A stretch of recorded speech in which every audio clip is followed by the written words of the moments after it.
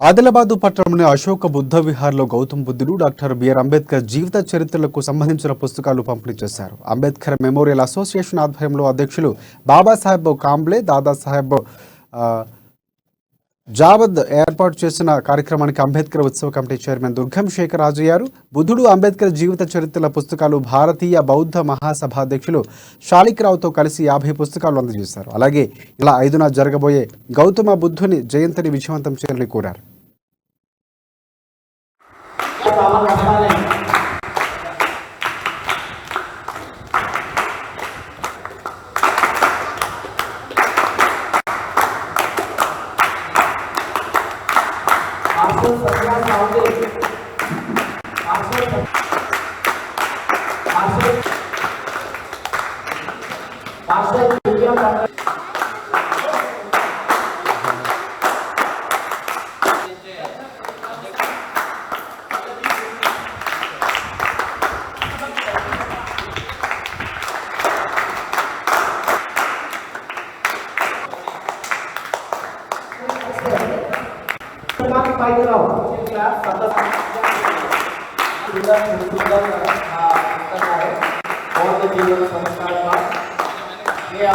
అంటే చాలా మంచిది. అందరూ వేరే వేరే దానం చేస్తారు, అది గుర్తుండదు అప్పటికే. కానీ పుస్తక దానం అనేది చాలా గొప్ప దానం.